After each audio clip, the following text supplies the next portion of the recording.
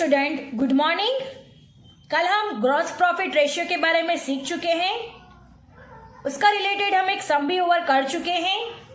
आज हम net profit ratio के बारे में डिस्कस करने वाले हैं और उसके रिलेटेड सम्स करने वाले हैं। तो सबसे पहले नेट प्रॉफिट रेशियो का मीनिंग क्या होता है। So let us start our video with new topic, net profit ratio. Net profit ratio discloses the relationship between net profit and net sales. All types of expenses and incomes are considered at the time of calculating the net profit ratio. The overall profitability of business can be seen through this ratio. Since this ratio is income-based, increasing trend of it indicates enhancement in total profitability. This ratio shows the percentage of net profit to net sales. Students, net profit ratio का formula है net profit after tax divide by net sales into 100.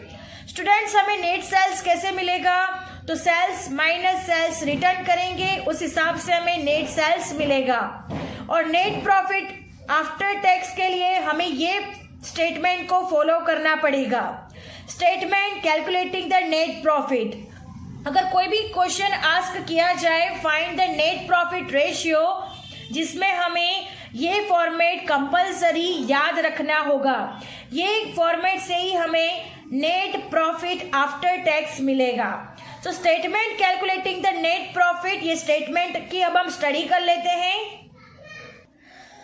So look eight ये student, statement में सबसे पहले है sales minus cells return, जहां पे sales का अमाउंट यहाँ पे लिखना है, माइनस सेल्स रिटर्न का अमाउंट यहाँ पर लिखना है।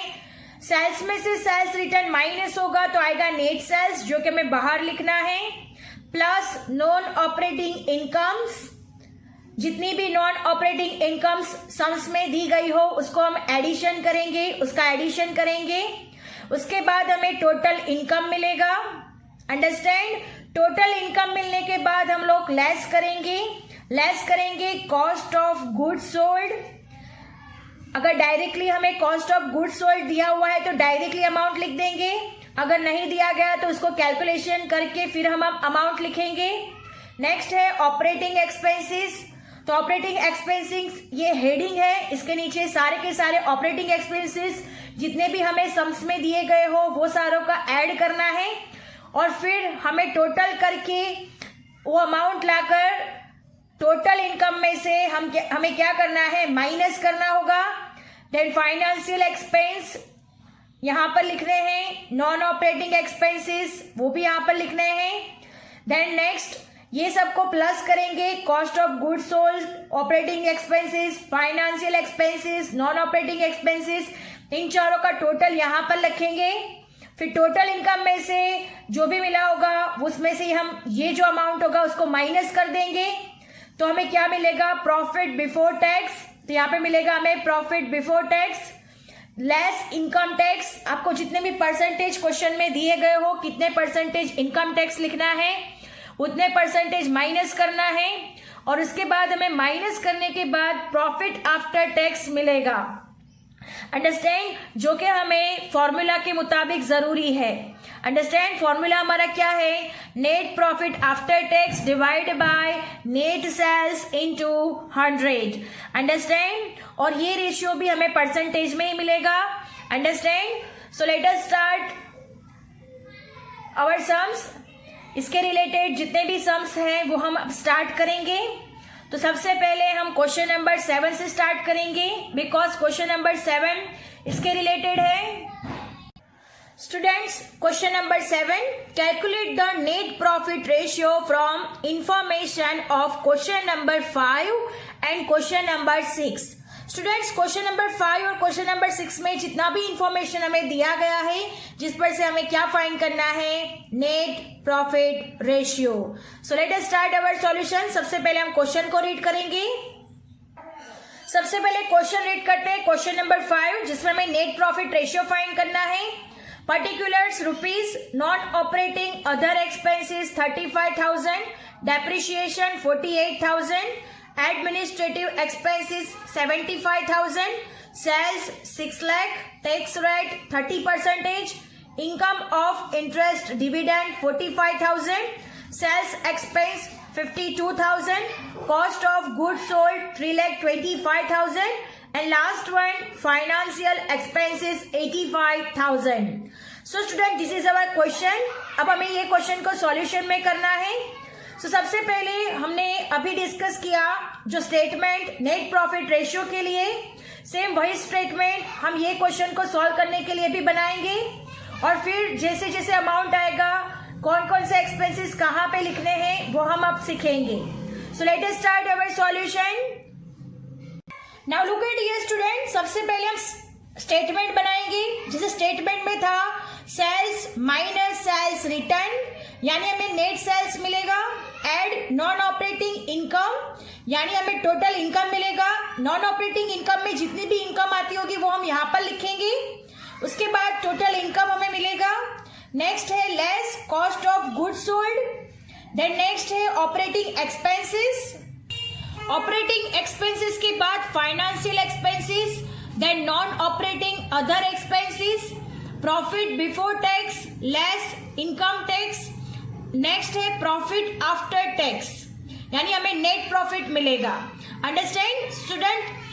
Start our solution. हमने फॉर्मेट देख लिया है. अब सबसे पहले है सेल्स. सेल्स आप लोगों को क्वेश्चन में दिया गया है. आप लोग देख सकते हो क्वेश्चन में सेल्स है हमारे पास 6 लाख, जो कि हम यहाँ पे लिखेंगे 6 लाख. अंडरस्टैंड. नेक्स्ट है सेल्स रिटर्न, जो कि हमें क्वेश्चन में नहीं दिया गया, तो यहाँ पे डैश आएगा. सो नेट सेल्स आएगा हमारे पास 6 लाख. अंडरस्टैंड. नेक्स्ट है नॉन ऑपरेटिंग इनकम्स. आप लोग क्वेश्चन में देख सकते हो non operating incomes. Look at here students. ये सारी की सारी इंफॉर्मेशन हमें क्वेश्चन में दी गई है. सेल्स हमने 6 लाख लिख दिया है, जहां पे हम टिक मार्क कर लेंगे. सेल्स के लिए सेल्स रिटर्न नहीं है, दैट्स वाई हमारा नेट सेल्स भी हो गया 6 लाख. अब नेक्स्ट है non operating income. So students, ये जो इंफॉर्मेशन दी गई है उसको हमें डिवाइड करना होगा नॉन ऑपरेटिंग इनकम्स में, ऑपरेटिंग एक्सपेंसेस में, देन फाइनेंशियल एक्सपेंसेस में. जैसे कि हमने जैसे फॉर्मेट बनाया हुआ है उस तरह से हम लोग इसको डिवाइड करेंगे. सबसे पहले है नॉन ऑपरेटिंग अदर एक्सपेंसेस. ये तो डायरेक्टली चला जाएगा नॉन ऑपरेटिंग अदर एक्सपेंसेस में. नेक्स्ट है डेप्रिसिएशन. अब डेप्रिसिएशन को हम क्या कहेंगे, तो डेप्रिसिएशन ऑपरेटिंग एक्सपेंस है, तो यहाँ पे लिखते हैं ऑपरेटिंग एक्सपेंस. ये हो गया डेप्रिसिएशन. नेक्स्ट है एडमिनिस्ट्रेटिव एक्सपेंस. एडमिनिस्ट्रेटिव एक्सपेंस भी ऑपरेटिंग एक्सपेंस में ही जाएगा, तो ये भी ऑपरेटिंग एक्सपेंस हो गया. यहाँ पे ऑपरेटिंग लिख देते हैं. नेक्स्ट है टैक्स रेट, जो कि हमें लास्ट में उसकी जरूरत पड़ेगी. नेक्स्ट है इनकम ऑफ इंटरेस्ट डिविडेंड, जो हमारी इनकम है, तो ये क्या हो गया हमारे लिए नॉन ऑपरेटिंग इनकम हो गया. तो यहाँ पे लिखेंगे non operating income. Understand. Next है सेल्स एक्सपेंस. ये सेल्स एक्सपेंस ऑपरेटिंग एक्सपेंस है, तो यहाँ पे लिखेंगे ऑपरेटिंग एक्सपेंस. नेक्स्ट है कॉस्ट ऑफ गुड्स सोल्ड, वो डायरेक्टली जाएगा. फाइनेंशियल एक्सपेंसेस, ये भी हमारे पास फाइनेंशियल एक्सपेंसेस भी हमारे फॉर्मेट में लिखा हुआ है. सो स्टूडेंट्स, अब हमें next non operating income. So income of interest dividend heading के नीचे आएगा. कितने रुपीज है, 45,000, जिसको हमें ऐड करना है, जिससे हमें टोटल इनकम्स मिलेगी. अब नेक्स्ट है नॉन ऑपरेटिंग इनकम, जो कि हमने क्वेश्चन में देखा है इंटरेस्ट डिविडेंड इनकम्स. तो यहाँ पे लिखेंगे हम लोग interest dividend income. Understand. Interest dividend income कितना है, 45,000, डायरेक्टली बाहर जाएगा. इंटरेस्ट डिविडेंड इनकम 45,000, तो हमारा टोटल इनकम हो जाएगा 6,45,000. चलो अंडरस्टैंड. 6,45,000 ये हमारा क्या हो गया, टोटल इनकम्स. अंडरस्टैंड। अब नेक्स्ट है कॉस्ट ऑफ गुड सोल्ड, जो कि हमने क्वेश्चन में दिया है cost of good sold less करना है। कॉस्ट ऑफ गुड सोल्ड हमें क्वेश्चन में दिया गया है 3,25,000, तो यहाँ पे लिखते हैं 3,25,000। नेक्स्ट है ऑपरेटिंग एक्सपेंसेस। नेक्स्ट है हमारे पास ऑपरेटिंग एक्सपेंसेस, जिसमें हमने क्वेश्चन में डिसाइड किया था कि कौन कौन से ऑपरेटिंग एक्सपेंसेस हैं। तो सबसे पहले है एडमिनिस्ट्रेटिव एक्सपेंसेस, आप लोग क्वेश्चन में देख सकते हो एडमिनिस्ट्रेटिव एक्सपेंसेस, जिसका अमाउंट है 75,000। अंदर की साइड पे लिखेंगे 75,000। नेक्स्ट है सेल्स एक्सपेंस, सेल्स एक्सपेंसेस, जिसका अमाउंट है 52,000। नेक्स्ट है डेप्रिशिएशन, जिसका अमाउंट है 48,000। इन तीनों का टोटल करेंगे और बाहर लिखेंगे 1,75,000। अंडरस्टैंड। नेक्स्ट है फाइनेंशियल एक्सपेंसेस 85,000, क्वेश्चन में आप लोग देख सकते हो। नॉन ऑपरेटिंग अदर एक्सपेंसेस है 35,000। अंडरस्टैंड। अब हम इन सब का प्लस कर देंगे ताकि हम टोटल इनकम में से ये सारा प्लस करके माइनस कर सकें। तो इन सब का प्लस होगा 6,20,000, 6,20,000। Now look at your student, total income में से हम लोग ये सारा लेस करेंगे, 6,20,000 को माइनस करेंगे। टोटल इनकम में से ये माइनस किया जाएगा, 6,45,000 में से 6,20,000 को माइनस करेंगे तो आंसर आएगा 25,000, जो कि हमारा प्रॉफिट बिफोर टैक्स है। आप लोग देख सकते हो प्रॉफिट बिफोर टैक्स 25,000। हमने क्या किया, 6,45,000 में से 6,20,000 को माइनस कर दिया तो हमें 25,000 मिला। अब नेक्स्ट है इनकम टैक्स, जो कि हमें 30% काउंट करना है। क्वेश्चन में कहा गया है 30%, तो यहाँ पे लिखते हैं 30%। अब 25,000 के 30% निकालेंगे तो आएगा 7,500। अंडरस्टैंड। अब हम 25,000 में से 7,500 माइनस करेंगे तो हमारे पास प्रॉफिट आफ्टर टैक्स यानी नेट प्रॉफिट मिलेगा, जो कि होगा 17,500। अंडरस्टैंड। तो स्टूडेंट्स हमें नेट प्रॉफिट 17,500 मिल रहा है। अब हम नेट प्रॉफिट रेशियो का फॉर्मूला रखेंगे ताकि हमें नेट प्रॉफिट रेशियो मिले। सो स्टूडेंट्स अब हमें क्या फाइंड करना है, नेट प्रॉफिट रेशियो फाइंड करना है। सबसे पहले हम फॉर्मूला लिखेंगे नेट प्रॉफिट रेशियो, जिसका फॉर्मूला है हमारे पास net profit after tax, net profit after tax divide by net sales into 100। Understand. So net profit after tax है हमारे पास 17,500, आप लोग टेबल में देख सकते हो, और नेट सेल्स है हमारे पास 6 लाख इंटू 100।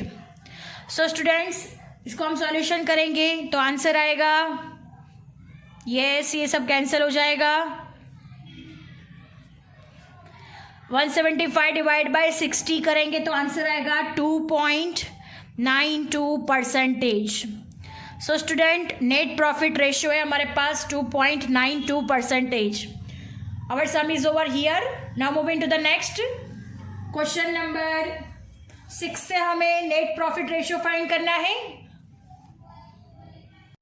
नेक्स्ट है क्वेश्चन नंबर 6। यहाँ पे कहा गया है कि calculate the net profit ratio from information of question number 5 and 6। 5 पर सबने फाइंड कर लिया है, अब क्वेश्चन नंबर 6 से हम फाइंड करेंगे। सेल्स दिया गया है 39 lakh, cost of goods consumed 25 lakh, sales expenses 75,000, loss due to accident 40,000, factory expenses including depreciation 50,000, wages 2 lakh, administrative expenses 1,75,000, interest on loan 60,000, dividend received on investments 1 lakh, tax rate 30%। So students, जैसे हमने आगे सारी information को divide किया था, यहाँ पर भी उसी तरह से हम लोग सारी इंफॉर्मेशन को डिवाइड करेंगे। जैसे फॉर्मेट में दिया गया है उसी तरीके से हम लोग काउंट करेंगे। सबसे पहले हम फॉर्मेट ड्रॉ कर लेंगे, फिर उस हिसाब से हम ये सारी इंफॉर्मेशन लिखेंगे। So let us start our solution. So सबसे पहले हम जैसे आगे फॉर्मेट ड्रॉ किया था उसी तरह से हम लोग यहाँ पर भी फॉर्मेट ड्रॉ कर देंगे। सबसे पहले सेल्स है, minus less sales return, net sales मिलेगा, add non operating incomes plus total incomes मिलेगा, फिर लेस करना है cost of goods sold, cost of goods sold, operating expenses, financial expenses, other expenses, profit before tax, less income tax, profit after tax according to the format. ये हमने format draw कर दिया है। अब हम जैसे इंफॉर्मेशन दी गई है वैसे सारी की सारी इंफॉर्मेशन ये फॉर्मेट में रखेंगे और फिर हम सम सॉल्यूशन करेंगे। So student look at here, सबसे पहले सेल्स दिया गया है। आप लोग क्वेश्चन में देख सकते हो सेल्स है हमारे पास 39 लाख रुपीज। सो यहाँ पे सबसे पहले लिखते हैं 39 लाख रुपीज। सेल्स रिटर्न की कोई इंफॉर्मेशन नहीं है तो यहाँ पे आएगा डैश, यानी नेट सेल्स हमें मिलेगा 39 lakh. Understand? So net sales हो गया हमारे पास 39 लाख। अब non operating income. So students आप लोग क्वेश्चन में देख सकते हो डिविडेंड रिसीव्ड ऑन इन्वेस्टमेंट्स, वो हमारी क्या है, नॉन ऑपरेटिंग इनकम है। बिकॉज डिविडेंड हमने रिसीव्ड किया है तो ये हमारा रिसीव्ड क्या होता है, इनकम होती है, और डिविडेंड रिसीव्ड ऑन इन्वेस्टमेंट ये हमारी हुई non operating incomes. So students यहाँ पे लिखेंगे डिविडेंड रिसीव्ड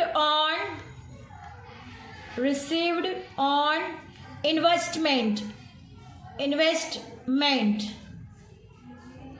कितना है, 1 लाख रुपीज है तो डायरेक्ट आउटसाइड पे लिखेंगे 1 लाख रुपीज। अंडरस्टैंड? अब 39 प्लस 1 लाख करेंगे तो फाइनल आंसर आएगा, टोटल इनकम्स हो जाएगी हमारे पास 40 lakhs. Understand? 39 lakhs plus non operating income 1 lakhs, total होगा 40 लैक्स।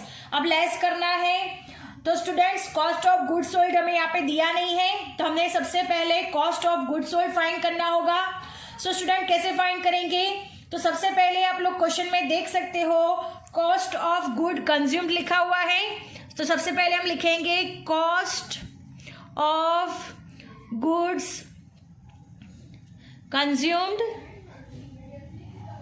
स्टूडेंट्स जब भी आप लोगों को डायरेक्ट कुछ कॉस्ट ऑफ गुड्स सोल्ड दिया गया हो तब आप डायरेक्टली ही लिख सकते हो, बट अगर नहीं दिया तो आप लोगों को फाइंड करना होगा। तो कैसे फाइंड करना है, तो cost of good consumed 25 lakh दिया गया है तो यहाँ पे लिखते हैं 25 लाख। अंडरस्टैंड? अब प्लस उसमें करेंगे वेजिस दिए गए हैं 2 लाख। अंडरस्टैंड? नेक्स्ट है थर्ड वन है फैक्ट्री expenses including depreciation, ये भी ऐड होगा because it is related to goods. So 50,000। अब इन तीनों का प्लस करेंगे तो आंसर आएगा 27 लाख 50,000। अंडरस्टैंड? हमने cost of goods sold find किया 27 लाख 50,000। कैसे फाइंड किया, तो cost of goods consumed plus wages plus factory expenses including depreciation, इन तीनों को प्लस कर दिया तो हमें cost of goods sold 27 lakh 50,000 मिला। अब ऑपरेटिंग एक्सपेंसेस कौन से हैं, तो ऑपरेटिंग एक्सपेंसेस आप लोग क्वेश्चन में देख सकते हो एडमिनिस्ट्रेटिव एक्सपेंस जो कि है 1,75,000। अंडरस्टैंड? और नेक्स्ट है सेल्स एक्सपेंस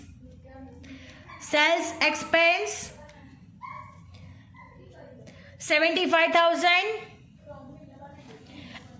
ये दोनों है ऑपरेटिंग एक्सपेंसेस, इन दोनों का टोटल करेंगे तो बाहर आएगा 2,50,000। ये हो गया हमारा ऑपरेटिंग एक्सपेंस। नेक्स्ट है फाइनेंशियल एक्सपेंस।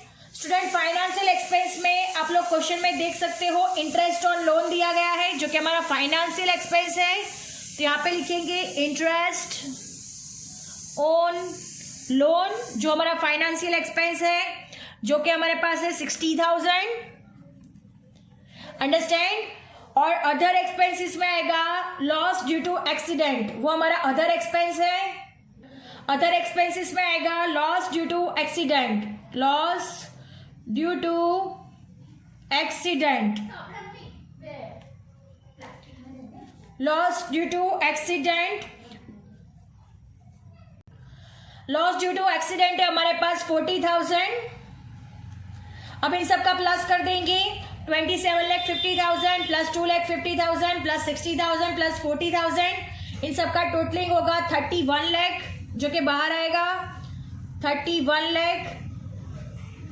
अब हमें क्या करना है, जो हमारा टोटल इनकम है 40 लाख, 40 लाख में से अब हम क्या करेंगे, 31 लाख माइनस कर देंगे, ताकि हमें प्रॉफिट बिफोर टैक्स मिल जाएगा। आप लोग देख सकते हो 40 लाख में से 31 लाख माइनस करेंगे तो प्रॉफिट बिफोर टैक्स हमें मिलेगा 9 लाख, राइट। 9 लाख लेस है इनकम टैक्स, हमें परसेंटेज दिया गया है 30% टैक्स दिया गया है। सो स्टूडेंट 9 लाख के 30% होगा 2,70,000, 2,70,000। अब 9 लाख में से 2,70,000 माइनस करेंगे तो हमारे पास फाइनल आंसर होगा 6,30,000, अंडरस्टैंड। सो स्टूडेंट नेट प्रॉफिट हमें मिल रहा है 6,30,000। अब हमें क्या फाइंड करना है, नेट प्रॉफिट रेशियो फाइंड करना है। So look at here student, सबसे पहले हम लिखेंगे net profit ratio, net profit ratio जिसका फॉर्मूला है हमारे पास net profit after tax, net profit after tax divide by net sales into 100। Net profit after tax है हमारे पास 6,30,000, तो यहां पे लिखेंगे 6,30,000। नेट सेल्स आप लोग देख सकते हो 39 लाख, अंडरस्टैंड, इनटू 100। अब हम इसे सॉल्यूशन करेंगे 630 डिवाइड बाय 39 होगा, जिसका आंसर आएगा 16.15%। सो अवर आंसर इज 16.15%। तो हमारा नेट प्रॉफिट रेशियो कितना हो गया, 16.15%। So student our sum is over here. Now moving to the next. Students हमने आगे नेट प्रॉफिट रेशियो के बारे में सीख चुके हैं और उसका रिलेटेड हम लोग सम भी कर चुके हैं। अब हम नया रेशियो सीखने वाले हैं, लिक्विडिटी रेशियो, जहां पे हम करंट रेशियो और लिक्विड रेशियो के बारे में बात करने वाले हैं और उसके रिलेटेड सम्स भी आज ही हम काउंट करेंगे। तो सबसे पहले है करंट रेशियो। करंट रेशियो का फॉर्मूला है current assets divide by current liabilities. अब current assets comprise of trade receivables after deduction of bad debt reserve, cash on hand, bank balance, cheques, drafts on hand, short term lending and advances, current investments, stock excluding loose tools, incomes outstanding, expenses paid in advance, ETC, ये सब current assets में included होता है। Next है current liabilities, include trade payables, bills payables, creditors, short term borrowings, short term provisions, amount payable on long term liabilities, outstanding expenses, instalments received in advance, due but not paid interest, uncalled dividend, due but not paid liability, etc. Current ratio shows relationship between current assets and current liabilities. The objective of current ratio is to know the capacity of the business unit to pay short-term obligations. Generally, 2:1 proportion of current ratio is considered to be an ideal. If this ratio is greater than the standard, it indicates the loss of interest. Understand? तो ये क्या है current ratio, जो कि proportion में दिखाएंगे, ये proportion में काउंट होगा। आगे हमने क्रॉस प्रॉफिट रेशियो और नेट प्रॉफिट रेशियो फाइंड किया, जो कि परसेंटेज में फाइंड होता है। ये लिक्विड रेशियो है जो प्रपोर्शन में फाइंड होगा, और यहाँ पे कहा गया है कि generally 2:1 proportion of current ratio is considered to be an ideal, यानी 2:1 जिसका भी होगा करंट रेशियो वो कैसा होगा, आइडियल माना जाएगा। अगर इससे ग्रेटर है तो ये इंडिकेट्स करता है loss of interest. Understand. Now next है liquid ratio. Liquid ratio, liquid assets divide by current liabilities. Liquid assets means all current assets except stock and expenses paid in advance. Liquid ratio discloses the liquidity of the business entity. Liquid ratio is also known as quick ratio. Liquid ratio shows relationship between liquid assets and current liabilities. Generally, the proportion of liquid ratio 1:1 is desirable. This ratio indicates the proportion of liquid assets against current liabilities. This ratio indicates better capacity in paying short-term liabilities than the current ratio. So students, अब हम current ratio और liquid ratio से related sums करने वाले हैं। आपको समझ में आ गया होगा कि करंट असेट्स में कौन कौन सी असेट्स इंक्लूड होती है और करंट लायबिलिटीज में कौन कौन सी लायबिलिटीज इंक्लूड होती है, और लिक्विड असेट्स किसको कहा जाता है। तो liquid assets means all current assets except stock and expenses paid in advance, और इसे क्विक रेशियो भी कहा जाता है। So let us start. अब हम इसके रिलेटेड सम स्टार्ट करते हैं। Question number 8, from the following information calculate the current ratio and liquid ratio. Particulars rupees, stock 3 lakh, debtors 2,50,000, cash and cash equivalent 1,20,000, furniture 1,60,000, bills payable 60,000, short term loan 40,000, bills receivables 75,000, bad debt reserve 20,000, expenses paid in advance 60,000, creditors 2 lakh, outstanding expenses 50,000।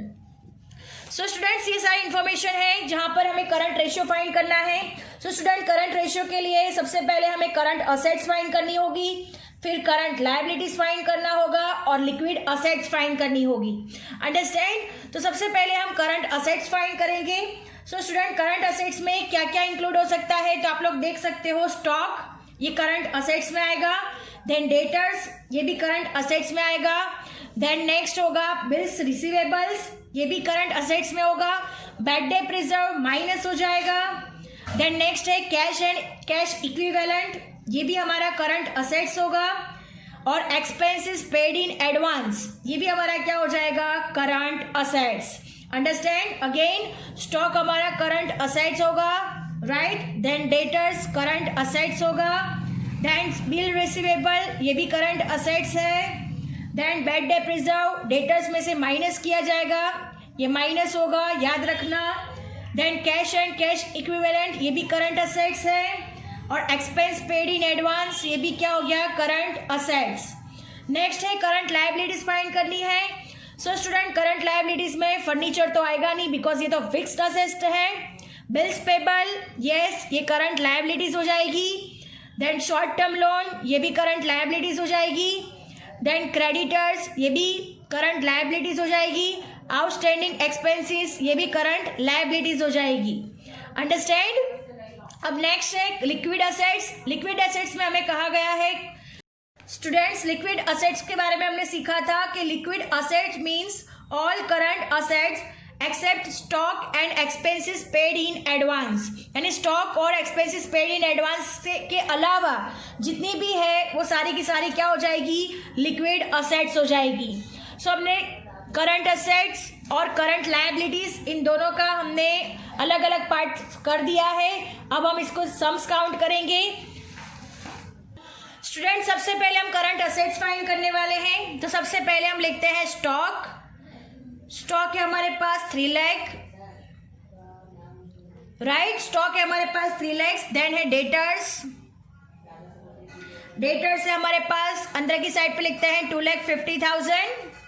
उसमें bills receivables add करेंगे। Bills receivables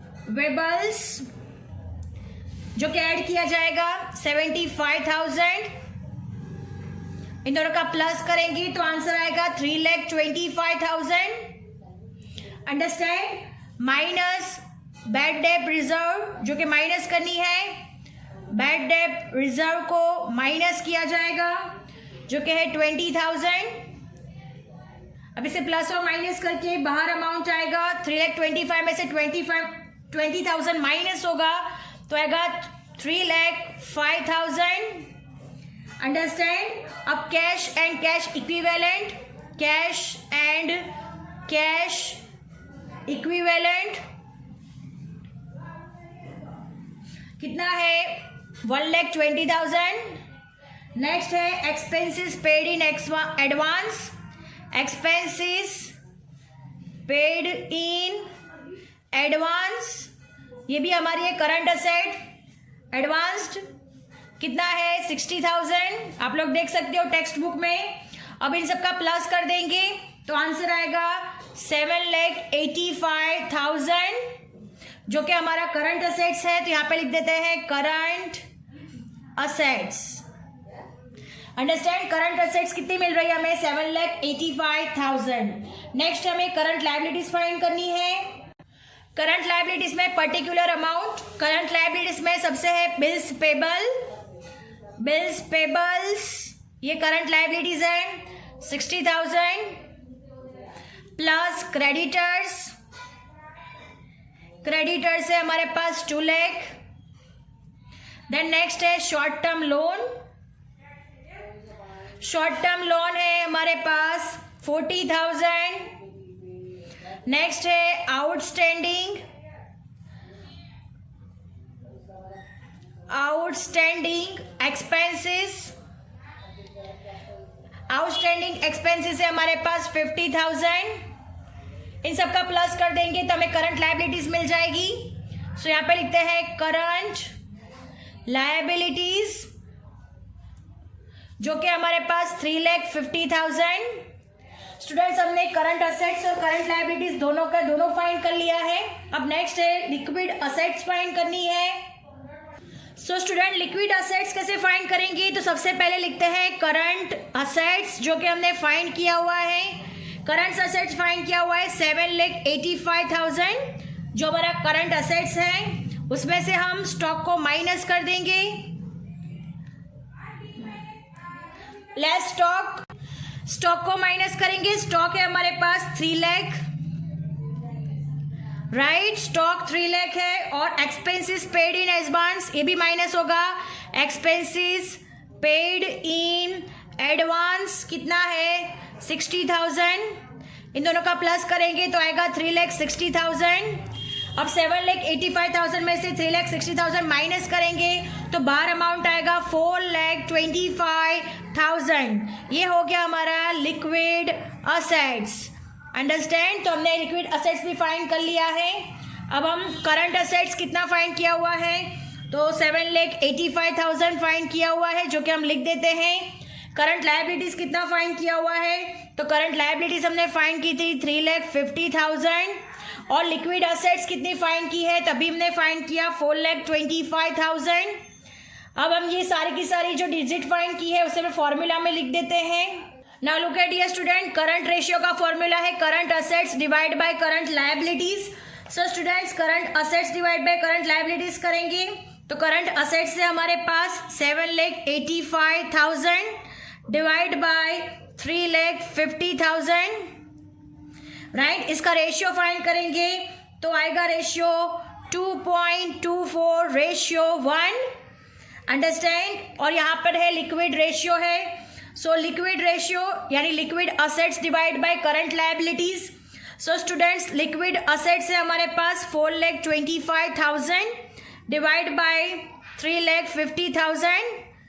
इन दोनों का division होगा तो हमारे पास ratio आएगा 1.21:1। So student our answer is first current ratio. Current ratio का answer है 2.24:1 और सेकंड वन है हमारे पास liquid ratio is equal to answer है 1.21:1। So student, this is our answer. Our sum is over here and lecture is also over here. I hope you understand it very well. Thank you students.